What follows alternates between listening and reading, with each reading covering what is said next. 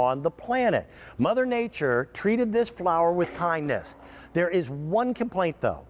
Most coneflower, which is also called echinacea, tends to fade in color as we get into the summer months. That's just the way they are. Not these. These are the Artisan orange coneflower plants that are brand new today from our friends at Cottage Farms. You're getting 4 of them at $34.26. What we have is our only order of the season, and that price is going away at the end of the day. Look at how bright and vibrant those pops of color are. And a coneflower has one of the most unusual stamens that you'll ever see in Mother Nature. They look like little cacti or maybe little pine cones, and they will draw butterflies and bees to these plants in numbers you've probably never seen before. These make me happy.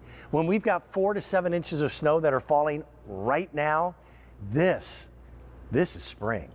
I want to introduce you to Katie Dubow. She is the representative for Cottage Farms. She's broadcasting live from home. Katie, good morning. How are you? It's good to see you. Good morning. Good to see you too, Dan. A cheery face there by those cheery flowers. Nice.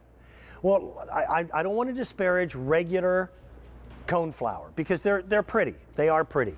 But you know what? These take pretty to another level. And these also grow a little bit taller than traditional coneflower, which means if you've got an existing bed already, you can put these behind them and they become kind of the guardians or the sentries for the entire flower bed. I love that. And you know, with these 4, these get to be about 28 to 30 inches tall and about, 2 feet wide. So think about 2, 4, 6, 8 feet of garden space now you're filling up. But that's not why these coneflowers are special. Dan said it. It is this bold orange color, that artisan orange that we are talking about. And I don't know if you've grown coneflowers out there, but they really are a quintessential garden plant. Every garden should have coneflowers, or 4 in this case. And the orange color is so bold and so strong. And I love how it pairs with a lot of our other, colors in our garden. Orange and purple, orange and pink, orange and yellow. This really can fit and tuck into any spaces where you want to make an impact, but where you also want this long-lasting orange color. I purposely, the gardens that we do on our farm, I try never to go for formal. I'm not a formal guy. I want things that look very natural, but I want them to pop, and these do. And you'll see that orange from the street. And they become this welcome mat to the pollinators that I am so impressed with. Pollination is really important. Our food, the tomatoes that we're going to talk about with our today's special value, would not exist without bees and pollinators. Anything you can plant that draws the butterflies and the hummingbirds and the bees to your garden benefits everybody. And how can you not see these orange plants? They're wonderful. That's true. I mean, that's one thing that you and I talk about. I love when you say, how do the butterflies find it? Is it Twitter? We don't know, but one thing we do know is the bright, bold orange, the bright, bold colors attract them. So think about with that 8 feet of garden space, now you are creating literally a pollinator runway. You're saying, come on in, land here in my garden. And you can really see that seed pod that Dan was talking about earlier, that center. We've got a lot of nectar there for all of those essential pollinators, but also for our winter songbirds. So if you love watching birds, if you're someone who just loves to invite wildlife to your garden, this is the right plant for you. Except we should mention, Dan, when people hear wildlife, they probably don't think of those little pollinators we love. They might think of deer and rabbits. And these coneflowers are deer and rabbit resistant. So it's the best of all the worlds in plants. They're also, if you're somebody who lives in an area of the country where water is an issue, once these are established, and these are perennial, so they're going to come back year in and year out, these are very drought resistant. So you can also plant them in areas where maybe the garden hose doesn't reach, but you still want something bright. And you can plant these in direct sunlight.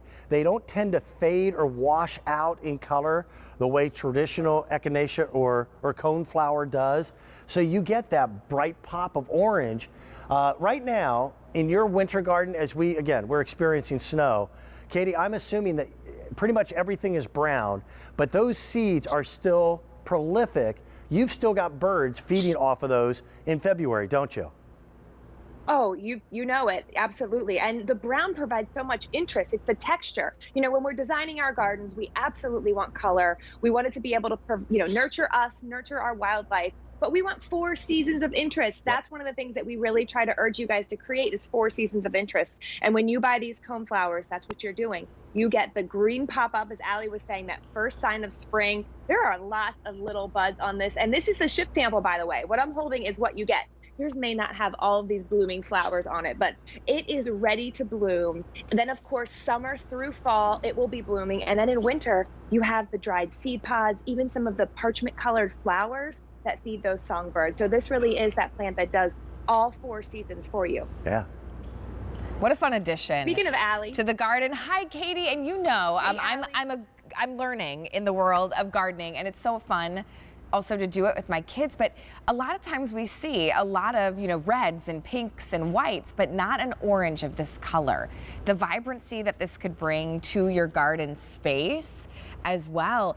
Suggestions on where to plant really quick? So what we want to mention that, remember, this is going to be probably one of your bigger dramatic plants in your garden. It gets to be 28 inches tall by 20 to 24 inches wide. So if you are thinking, if you have a garden bed and you have a hole towards the back, put it towards the back of your garden bed. But remember, these love full sun.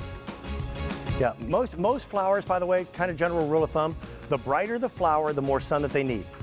So that's usually the way it works. Dan. Katie, it's always good to see you. I'm sure you will be busy all day long as this is a full 24 hours of lawn and garden. Good. Garden day. You are like Great a to see you, breath Dan. of spring air. Wonderful. Thank you. Thanks. Bye-bye. Allie, what do you have? Okay, well, let's talk about decorating the garden, but with a frame. So look at this, because think about, would you hang a prized picture on the wall of your home